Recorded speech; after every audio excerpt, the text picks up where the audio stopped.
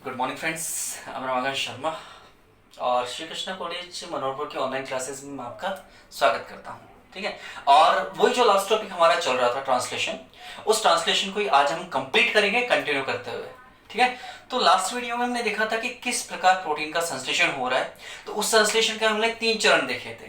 मैं आपको एक छोटा सा बता देता हूँ, मतलब इस चीज को याद रखना इतना टफ नहीं है, फिर भी आप इस चीज को ध्यान रखिएगा कि हम जो भी प्रोटीन संश्लेषण करने वाले हैं या ट्रांसलेशन TRANSLATION जो भी ट्रांसलेशन करने वाले हैं, उसे ट्रांसलेशन के अंतर्गत हमने क्या किया, हमने किया सबसे पहले अमीनो अम्लों का सक्रियण। सबसे पहले हम क्या करेंगे, अमीनो अम्लों का सक्रियण। ये पहला चरण है ट्रांसलेशन का। ठीक है, इनको हम क्या बनाएंगे, सक्रिय बनाएंगे, मतलब इनका क्या करेंगे, एक्टिवेशन करेंगे या फिर सक्रियण करेंगे। फिर जो हमारा दूसरा स्टेप होगा, उस दूसरे स्टेप में हम क्या करेंगे, इन सक्रिय अमीनो अम्लों को, एक्टिवेटेड अमीनो एसिड्स को हम ट्रांसफर करेंगे। किसके ऊपर ट्रांसफर करेंगे, ट्रांसफर आरएनए के ऊपर। फिर जो थर्ड स्टेप आएगा, इस थर्ड स्टेप में क्या करेंगे हम, ये जो ट्रांसफर आरएनए है, ये ट्रांसफर आरएनए राइबोसोम पर जाएगा और वहां पर पॉलीपेप्टाइड श्रृंखलाओं का क्या करेगा, निर्माण करेगा, जिसे हम प्रोटीन संश्लेषण या फिर प्रोटीन सिंथेसिस कहेंगे। ठीक है, लास्ट वीडियो तक हम इसी प्रोटीन संश्लेषण का अध्ययन कर रहे थे, मतलब हमने ये ऊपर वाले दोनों चरण, फर्स्ट और सेकंड चरण, ये दोनों कंप्लीट कर लिए थे बहुत पहले, मतलब इससे पहले, एक से पहले, मतलब समझ रहे हो ना आप, एक दिन पहले से एक दिन पहले वाले वीडियो में। और जो कल वाला वीडियो था उसमें हमने सक्रिय अमीनो अम्ल ये वाला था, इसके अलावा हमने प्रोटीन संश्लेषण भी कंप्लीट कर लिया था, मतलब पूरा नहीं किया था, इसको भी हमने फिर क्या किया था, 3 चरणों में विभाजित किया था। 3 चरण तो पहले से हैं। अब ये जो तीसरा चरण है उसको भी हमने 3 चरणों में विभाजित किया था। सबसे पहले राइबोसोम इकाइयों का संयोजन किया, उसके बाद उस राइबोसोम पर हमने मैसेंजर आरएनए का संयोजन किया और उसके द्वारा फिर पॉलीपेप्टाइड श्रृंखला का क्या किया, संश्लेषण किया। क्लियर? तो जो लास्ट वीडियो था, उस वीडियो में हमने राइबोसोम पर मैसेंजर आरएनए का संयोजन कर दिया था कि किस प्रकार राइबोसोम पर मैसेंजर आरएनए का संयोजन होता है। सबसे पहले हमने मैग्नीशियम आयन के द्वारा राइबोसोम उप इकाइयों का संयोजन किया। सबसे पहले हमने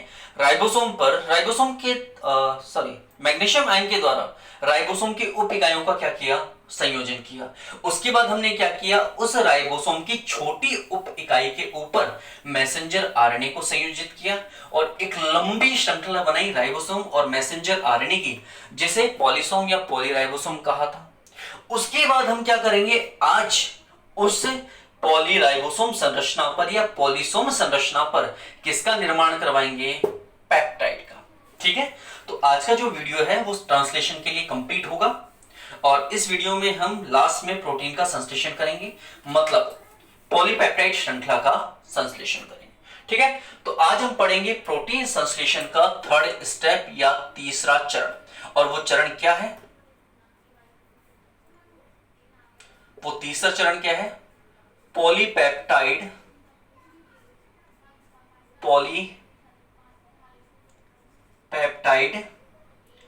चैन का, पॉलीपेप्टाइड चैन मतलब पॉलीपेप्टाइड श्रृंखला का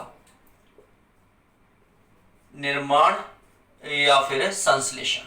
ठीक है, तो किस प्रकार पॉलीपेप्टाइड श्रृंखला का निर्माण हो रहा है या फिर संश्लेषण हो रहा है, उसका अध्ययन करेंगे हम आज के वीडियो में। ठीक है, तो लास्ट जो वीडियो था उसमें आपको एक छोटा सा डायग्रामेटिकल रिप्रेजेंटेशन दे रहा हूं कि इस प्रकार हमारे पास राइबोसोम की 2 इकाइयां थी, एक छोटी उप इकाई और एक बड़ी उप इकाई। किसके प्रभाव में संयोजित हुई थी, मैग्नीशियम आयन के प्रभाव में। मैग्नीशियम आयन के प्रभाव में छोटी उप इकाई किससे जाकर संयोजित हो गई, बड़ी उप इकाई के साथ। ठीक है, और उसके बाद ऐसे बहुत सारे राइबोसोमों का निर्माण हुआ,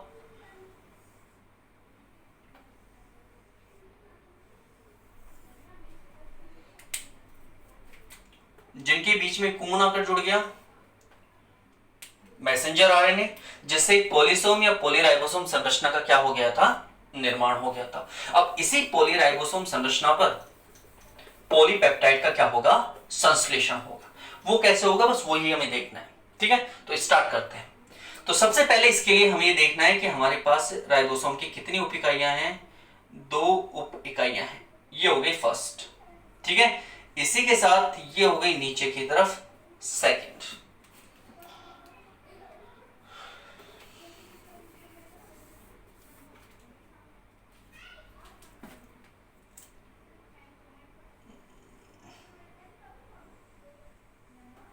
ये हो गई छोटी उप इकाई, ठीक है, सही है। और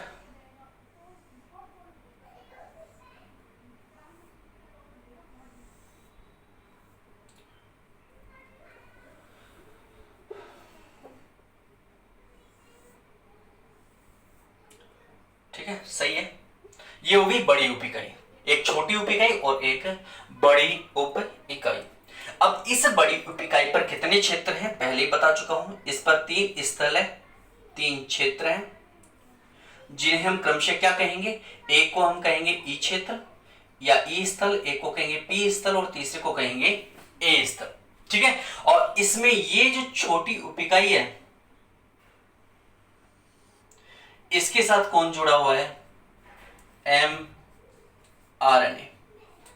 एम आरएनए मतलब है मैसेंजर आरएनए, ठीक है। यहां तक की चीज समझ में आ गई। उसके बाद क्या होगा, हमें पता था मतलब पहले वीडियोस में हमने पढ़ा था कि सक्रिय हुए अमीनो अम्ल, वो सक्रिय अमीनो अम्ल कहां पर ट्रांसफर हुए, ट्रांसफर आरएनए पर स्थानांतरित हुए थे। अब वो जो ट्रांसफर आरएनए था, मतलब हमारे पास एक ट्रांसफर आरएनए था, और इस ट्रांसफर आरएनए पर अभी कौन जुड़ा हुआ है, सक्रिय अमीनो अम्ल। कौन जुड़ा हुआ है, सक्रिय अमीनो अम्ल, एक्टिवेटेड अमीनो एसिड। तो अभी ट्रांसफर आरएनए क्या करेगा, ये ट्रांसफर आरएनए कोशिका द्रव्य में गति करते हुए यहां पर आएगा, किस पर, मैसेंजर आरएनए पर। एक ये मैसेंजर आरएनए पर कैसे आता है उसको एक चीज समझाता हूं कि छोटी उप इकाई के साथ कौन जुड़ा हुआ है, मैसेंजर आरएनए। तो मैसेंजर आरएनए का एक भाग जो इस जैसे मान लीजिए कौन सा भाग आकर ए स्थल पर जुड़ेगा, पी स्थल पर जुड़ेगा, कौन सा भाग मैसेंजर आरएनए का ए स्थल पर जुड़ेगा, कहां से ट्रांसलेशन प्रारंभ होगा। तो आप ध्यान रखिएगा, सबसे पहला जो अमीनो अम्ल का कोड है, पहला जो अमीनो अम्ल का कोड है, मतलब जहां से ट्रांसलेशन प्रारंभ होने वाला है, वो सबसे पहले कहां आकर जुड़ेगा, पी स्थल पर। उसके बाद वाले सारे कोड, मतलब पहला कोड यहां आकर जुड़ेगा पी स्थल पर, कौन सा कोड आकर जुड़ेगा, AUG। मैसेंजर आरएनए का जो AUG सीक्वेंस है, AUG जो कोड है, वो कोड किस पर आकर जुड़ जाएगा, इस पी स्थल के ऊपर। अब बाकी जैसे मान लीजिए नेक्स्ट जो मैसेंजर आरएनए उसका कोड है UUU, तो ये किस पर आकर जुड़ेगा, अब इस पर, ए पर। अब आगे जितने भी कोड आएंगे वो सारे सिर्फ किस पर जुड़ेंगे, ए पर, क्योंकि आगे आगे चलता जाएगा और ये पीछे पीछे रहते जाएंगे। मतलब क्या होगा, ये मैसेंजर आरएनए मान लीजिए, इसके ऊपर ये राइबोसोम जुड़ा हुआ है, ये राइबोसोम जुड़ा हुआ है इस मैसेंजर आरएनए पर, ठीक है। तो ये मान लीजिए हमारा 3 स्थल है, इसके लिए इसको ऐसे कर देते हैं, ये है ई स्थल, ये है पी स्थल और ये है ए स्थल। तो इस पी स्थल के नीचे AUG सीक्वेंस उपस्थित है, जहां से अब प्रोटीन का संश्लेषण प्रारंभ होगा। बाकी स्थल कहां पाए जाएंगे, ए के नीचे, ठीक है। अब जैसे ही ये आगे जाएगा, हमेशा मूव कौन करेगा, ध्यान रखना, हमेशा राइबोसोम की इकाई मूव करेगी इस तरफ। मैसेंजर आरएनए कभी गति नहीं करता है, कौन गति करता है, राइबोसोम। कुछ टीचर्स बताते हैं कि मैसेंजर आरएनए इधर निकलता जाता है और प्रोटीन जो होता है वो बनता जाता है। कभी भी मैसेंजर आरएनए गति नहीं करता है, बल्कि जो प्रोटीन है, ये प्रोटीन यहां पर था पहले, अब ये यहां जाएगा, फिर ये यहां चला जाएगा। यानी कि कौन गति कर रहा है, राइबोसोम गति कर रहा है। पहले राइबोसोम यहां थे, फिर राइबोसोम यहां हुआ, फिर राइबोसोम यहां चला गया।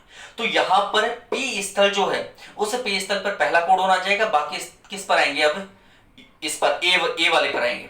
फिर जैसे ये आगे जाएगा, जैसे ही ये आगे चला जाएगा, तो UUU पी की तरफ आ जाएंगे और बाकी नया स्थल किस पर आता जाएगा, ए पर। हमेशा नया स्थल किस पर आएगा, ए पर। पहली बार, प्रथम बार में नया स्थल पी पर आता है पहली बार, उसके बाद सारे स्थल नए कहां आएंगे, ए पर। क्यों, क्योंकि राइबोसोम जब इधर खिसकता जाएगा तो ए वाले स्थल ही किस पर आ जाते हैं, पी पर आ जाते हैं। नए स्थल कभी नहीं आते हैं, नए स्थल तो किस पर आएंगे, अब ए वाले स्थल पर आएंगे। यानी कि नए कोड किस पर आएंगे, ए स्थल पर आएंगे। पी पर तो पुराने आएंगे, किसके आएंगे, इसी ए के आएंगे। ये बात समझ में आएगी अच्छे से, ठीक है, चलिए आगे चलते हैं। अब हमने क्या देखा भाई, एयूजी जुड़ गया किसके ऊपर, पी स्थल के ऊपर, यूयू किसके, यू किस पर जुड़ गया, ए स्थल पर। तो इस एयूजी जैसे ही पी स्थल पर आकर संयोजित होता है या इसके सामने आ जाता है, तो आप जानते हैं एयूजी को क्या कहते हैं, इनिशिएशन कोडोन। इनिशिएशन कोडोन मतलब समारंभन कोडोन। अब ये क्या करेगा, ये जो कोडोन होगा ये ही ट्रांसलेशन की क्रिया को क्या करेगा, अब प्रारंभ करेगा। कैसे करेगा, एयूजी आकर जुड़ गया, किसके विपरीत आकर जुड़ गया, पी स्थल के विपरीत आकर जुड़ गया। जैसे ये पी स्थल के विपरीत जुड़ेगा, अब इस स्थल के विपरीत ये वाला ट्रांसफर आरएनए आकर जुड़ेगा। मतलब यहां पर कौन आकर जुड़ जाएगा,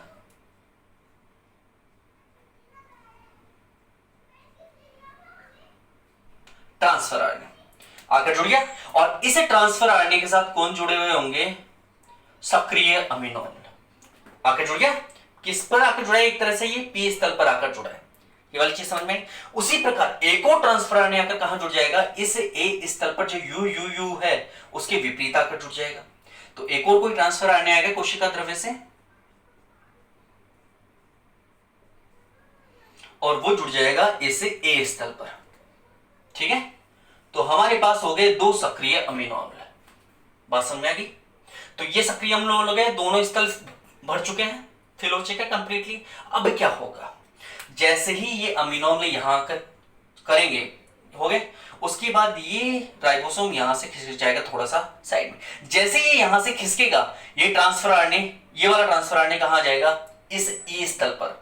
भाई ये अगर पूरा इधर खिसक जाता है तो ये वाला खिसक कर कहां जाएगा, ई पर, और ये जो दूसरा जो ए पर था वो किस पर आ जाएगा, पी पर। ठीक है, जैसे ही ये अगला, जैसे मान लीजिए मैं डायग्राम बनाता हूं आपके लिए, अगली स्थिति क्या बनेगी, वही छोटी उपिकाई, बड़ी उपिकाई और नीचे हैं 3 स्थल, ई, पी और ए। ठीक है, ऊपर कौन सा है, मैसेंजर आरएनए, और मैसेंजर आरएनए का, अब ये मैसेंजर आरएनए थोड़ा सा इधर खिसक चुका है, इसलिए मैसेंजर आरएनए आपको थोड़ा सा इधर निकला हुआ दिखाई दे रहा है, पहले नहीं निकला हुआ इधर साइड में, अब आपको लेफ्ट हैंड साइड की तरफ ही निकला हुआ दिखाई दे रहा है। ठीक है, तो अब क्या होगा, मैसेंजर आरएनए खिसका इधर, तो उसके साथ साथ ये ट्रांसफर आरएनए भी खिसके, मतलब सॉरी मैसेंजर आरएनए नहीं खिसका, वैसे खिसका है राइबोसोम, लेकिन राइबोसोम जब इधर गया तो उसके कारण ये ट्रांसफर आरएनए भी इधर आ गए। तो जो पहले पी स्थल पर ट्रांसफर आरएनए था वो अब किस पर आ जाएगा, ई स्थल पर, इस वाले स्थल पर आ जाएगा, मतलब यहां पर आ जाएगा। ठीक है, और जो पहले ए स्थल पर था वो अब कहां जाएगा, पी स्थल पर आ जाएगा। और जैसे ही ये ई स्थल पर आएगा, ये यहां से क्या हो जाएगा, ट्रांसफर आरएनए एग्जिट हो जाएगा, फ्री हो जाएगा। अमीनो अम्ल को, सक्रिय अमीनो अम्ल को तो यहीं छोड़ देगा भाई, इसके ऊपर जो सक्रिय अम्ल जुड़ा हुआ था उसको तो यहीं छोड़ देगा, लेकिन यहां से ट्रांसफर आरएनए निकल जाएगा। फिर राइबोसोम जब इधर जाएगा तो ये वाला इधर आ जाएगा। जैसे ये क्रिया चलती जाएगी तो यहां पर क्या हो जाएगा, अमीनो अम्लों को धीरे धीरे जितने भी ट्रांसफर आरएनए आएंगे अब लगातार आते जाएंगे, ये हट जाएगा तो इसकी जगह नया आ जाएगा। मतलब ये देखो, ये राइबोसोम इधर खिसका, तो ट्रांसफर आरएनए इधर खिसके, ट्रांसफर आरएनए इधर खिसकते हटते जाएंगे, नए ट्रांसफर आरएनए जुड़ते जाएंगे, पुराने हटते जाएंगे, नए जुड़ते जाएंगे, पुराने हटते जाएंगे। जैसे जैसे ये क्रिया चलती जाएगी, जैसे जैसे नए जुड़ते जाएंगे और पुराने हटते जाएंगे, वैसे वैसे क्या होता जाएगा, जैसे पहले आकर जुड़े, ये पहले अमीनो अम्ल है, ट्रांसफर आरएनए हट गया, मैसेंजर आरएनए इधर हो गया, राइबोसोम धीरे धीरे इधर गति कर रहा है। तो ये पहला था, इसको हटा देता हूं यहां से, आपको समझ में आ गया ये क्या हुआ, ट्रांसफर आरएनए नए नए आते जुड़ते जाएंगे, तो पहले वाले मान लो यहां आ गए, ये क्या हो गए, अमीनो अम्ल। तो ये जो पी स्थल है, पी साइट है, यह इन अमीनो अम्लों के बीच में, कि भाई ये भाग ना जाए, दौड़ ना चला जाए, यानी कि इनकी श्रृंखला टूट ना जाए, तो उसके लिए पी स्थल इनके बीच में एक बंध बनाता जाता है। ठीक है, नए सक्रिय अमीनो अम्ल आकर जुड़ते जाएंगे और पी स्थल जो है ट्रांसफर आरएनए इनको लाकर जोड़ते जाएंगे इस मैसेंजर आरएनए पर, और पी स्थल इनके बीच में क्या बनाता जाएगा, बंध बनाता जाएगा। इसी बंध को, इसमें क्या हुआ, सक्रिय अमीनो अम्ल है,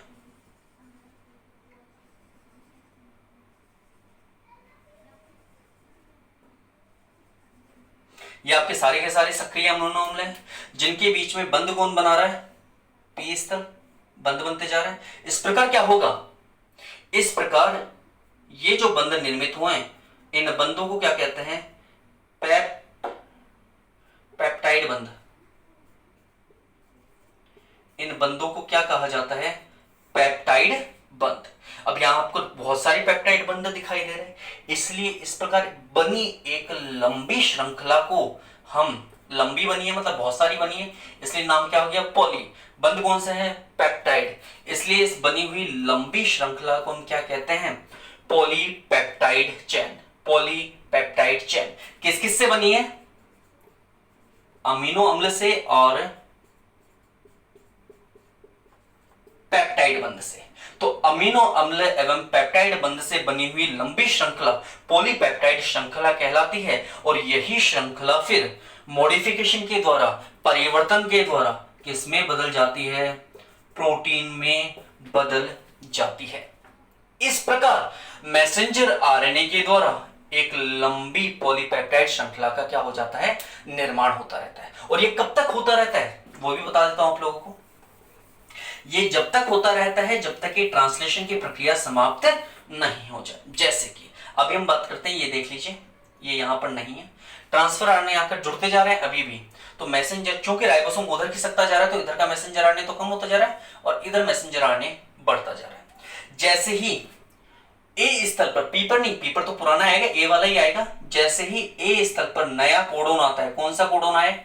या तो यहां कोडोन आए UAA, या यहां पर कोडोन आए UAG, या यहां कोडोन आए UGA। अगर इन तीनों में से कोई भी कोडोन ए पर आ जाता है मतलब मैसेंजर आरएनए ये चलता जा रहा है। अब जैसे ही ए स्थल पर ये कोड आ गया UAG, या इन तीनों में से कोई भी एक आ गया, तो वहीं पर ट्रांसफर आरएनए का जुड़ना क्या हो जाएगा? बंद हो जाएगा। और ट्रांसफर आरएनए का जुड़ना बंद हो जाएगा तो क्या होगा? प्रोटीन संश्लेषण रुक जाएगा। इसे कहते हैं टर्मिनेशन या फिर समापन। क्योंकि ये जो तीन कोड होते हैं ये ट्रांसलेशन की प्रक्रिया का क्या करते हैं? समाप्त करते हैं, ट्रांसलेशन की प्रक्रिया का समापन करते हैं, इसलिए इन्हें समापन कोडोन भी कहा जाता है। क्या कहते हैं इन्हें? समापन कोडोन, टर्मिनेशन कोडोन। इस प्रकार हमें एक लंबी अमीनो अम्लों की एक श्रृंखला प्राप्त होती है जो पेप्टाइड बंधों के द्वारा आपस में बंधित है। इसी लंबी श्रृंखला को हम क्या कहते हैं? इसी लंबी श्रृंखला को हम कहते हैं पॉलीपेप्टाइड चेन। तो इस प्रकार थर्ड स्टेप में हमारे पास किसका संश्लेषण हो गया? पॉलीपेप्टाइड चेन बन गई, पॉलीपेप्टाइड चेन।